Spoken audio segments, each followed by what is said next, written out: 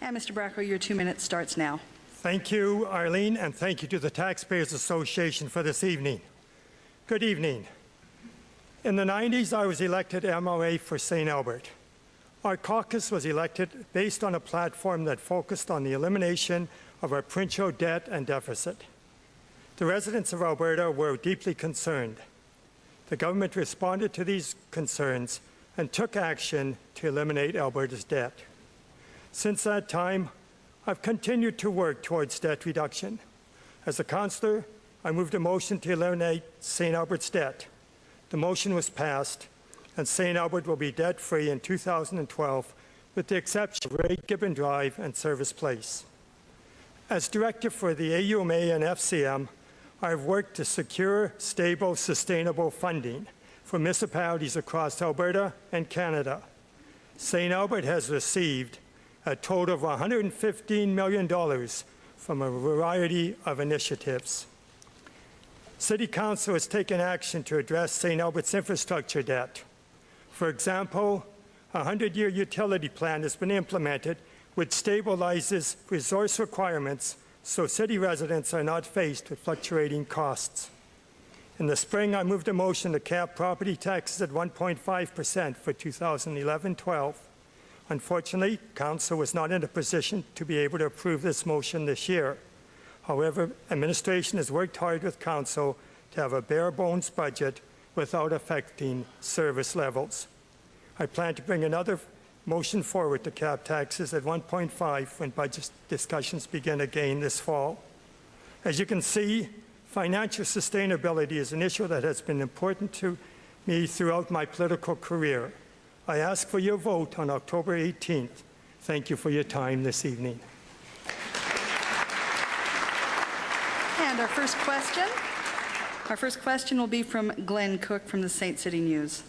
Len, you've been a big supporter of bringing light rail transit to St. Albert for some time now after it's extended to NAIT. I'm curious, how big of a property tax increase are you willing to accept to see that happen, and is there a point where it just becomes too expensive? First of all, it's a no-brainer to bring it to St. Albert from NAIT. Everyone benefits, so we all must work together to do that. Looking at the funding for it, figures that I've got from Calgary and with 2/3 funding from the province and moving on to the feds for their 25% and 8% from St. Albert, which would be about $16.5 million. We can save $16.5 million by reducing the number of buses we need in the future by half. And secondly, cut the operating costs by 40–50%.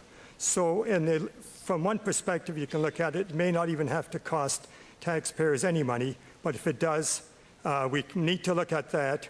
That's why I brought forward a motion to have a structural study done so it can, the costs and everything will come out.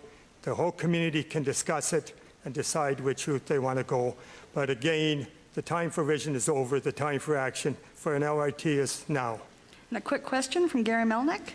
A lot of years on council, Len, and through the years and with your experience, I've never seen these last few years so much talk and concern about taxes and spending and debt. What's happened? A couple of things have happened. The province's grants to us go in cycles.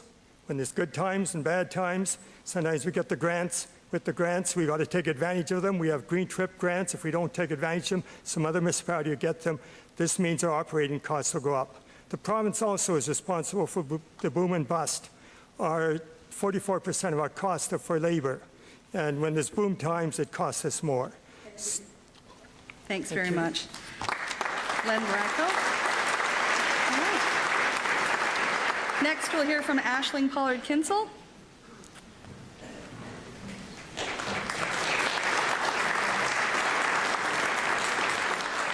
And Aisling, your 2 minutes starts now. Thank you. Good evening, ladies and gentlemen. My name, as you heard, is Aisling Pollard-Kinsel. I'd like to thank you for coming out tonight and also thank the Taxpayers Association for organizing this forum. I'm thrilled to have the opportunity to give the voters of St. Albert more insight into who I am. As a student of political science, I have a deep knowledge of the inner workings of municipal government, as well as the manners of the cooperation between the three levels of government. Recently, I've had the honor to speak with residents of my fellows citizens of St. Albert on the issues that matter most to them. I believe my platform addresses these issues and would prove beneficial to the residents of our wonderful city. In the interest of sustaining our city, I plan to find affordable housing strategies. St. Albert is becoming increasingly expensive to live in, and this affects our current and the possibility of future residents. Indeed, it would become quite ironic if I was the first city council member not to be able to afford to live in this city. It should be noted, however, that these strategies must be reflective of the views of our residents. Next, I would like to focus on empowering our youth, keeping our children on track through positive reinforcement and engagement, as seen in the 40 development assets. As a young adult, I understand the needs of our youth and see the value in developing possibilities to ensure they have the best possible future. Next, we must address the mountainous tax burden on our residents. I will work to stabilize our taxes, attract appropriate businesses to St. Albert, ensure investments are smart, and diligently survey the spending at City Hall. Finally, I would like to increase the engagement of City Hall and ensure citizens of all ages and all backgrounds' voices are heard. I am able to do this job, and I feel my energy could benefit Council. I will use this energy and my qualifications to work for the citizens of St. Albert. Ladies and gentlemen, you are able to select 6 choices for City Council, and I would be honored to be one of yours. Thank you very much.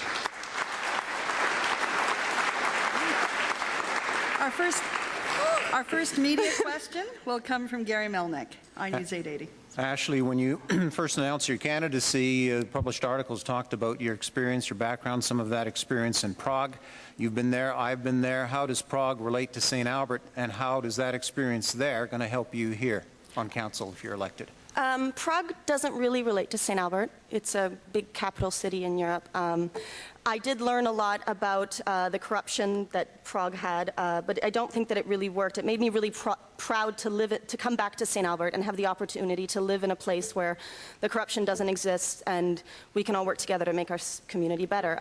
What I learned there was an incredible amount of information. Every year that goes by, I study more and more about politics and municipal government, and I think that that qualifies me to do this job.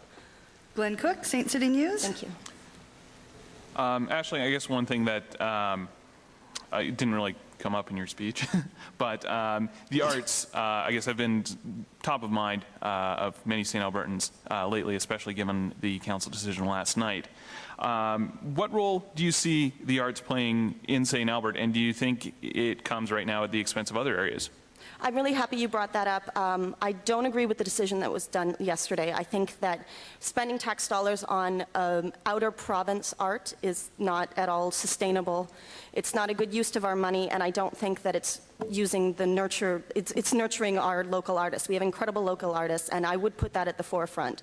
So when on council, I would make sure that our local artists are first and foremost our priority when we develop arts for our city. Gary, very quick question. Quick question, quick answer. Give us an idea on how you might stabilize taxes in St. Albert. The stabilization of taxes is just basically, it's just working to understand where our tax dollars are going. It's going to be a long process in order to understand how to stabilize taxes. It's going to take a lot of work, and we have to make sure that we know where our money's going, and just ensuring that once we do stabilize our taxes, that is a priority, and that we keep our promises to our citizens. Thank you very much. Aisling Pollard-Kinsel. All right. We're about halfway through, and we're going to shift gears. Our next candidate is running for mayor, Shelley Bermansky. Now, the mayoral candidates have the same 2 minutes for their opening statement, and then they have 3 minutes of questioning from the media. Shelley, your 2-minute opening statement starts now. Good evening, citizens of St. Albert. I'm excited to be here, and I'm happy to represent the voices of the people of St. Albert and to be a choice. I want to be the mayor in St. Albert and to set things in order. Tonight, proper solutions or decisions regarding a community cannot be made without the input of a community. A mayor is elected as a trusted protector and promoter of the people, and to have the strength of power is to not allow one's arrogance. To respect the direction of so many people of St. Albert want to see their community grow, one only has to look towards the flag and its crest that hangs high in council chambers. The flag is a symbol of what we treasure. St. Albert's flag was chosen by the residents and then approved by council. The crest with the cross signifying Father Lacombe's mission, the sky and hills portraying St. Albert's scenic surroundings, the wavy band that portrays the Sturgeon River, spruce trees symbolize the lumber with which the community was built, and wheat symbolizes early agriculture. To picture the current council's vision for St. Albert would be to deface many of these things. We have no solid plan to repair the Sturgeon River, so long ignored. We have plans to fill green space with crowded concrete buildings. We have plans to block the sky and hills by very tall buildings. We have a community of haves and have-nots against each other. We have a collective mission to preserve what is beautiful about St. Albert and work towards a concrete plan of order of what we want to become. We need to become a community that is inclusive of all, young and old, rich and struggling. We cannot segregate specific areas to a specific class of people. We cannot expect those who cannot afford to pay equal for the wants to have what the others can. The DART plan has some good thought, but far more negative. I see the good in things that a whole community can benefit from. In due time and in order of being able to afford, I would love to see a new library, a new senior center, gallery, but it's all in an order of affordability. Thank you. Thank you. Our 3 minutes of questioning starts now. Glenn Cook, St. City News, will lead off. Shelley, you mentioned recently in an article in the St. City News that the election campaign has changed for you since you first announced your candidacy. Right. I'm curious, what's the one major issue that has come into the picture for you since you announced your candidacy? What's changed my opinion so drastically is the number of people that have been contacting me and saying that they just aren't being heard. I went into the campaign knowing that I wasn't heard on issues and hoped I could help with specific issues, but it's gone way deeper than that. There's lots of people that are very unhappy with a lot of things that are going on in St. Albert currently. So Gary I'm hoping Melnick? to Oh, sorry. help that. Thanks. Sorry. Gary Melnick? Shelley, obviously there was one issue that spurred you to run in this campaign. Right. And you've stated your concerns, among them DARP. Is DARP a good first start, or is it not a good first start for downtown redevelopment? There's more bad in the plan than there is good, so I would say it's not a good first start. I would like to see a plan more suitable to St. Albert, eliminate the underground parking, eliminate the tall buildings, eliminate the expense overall. We need a more St. Albert plan. Glenn?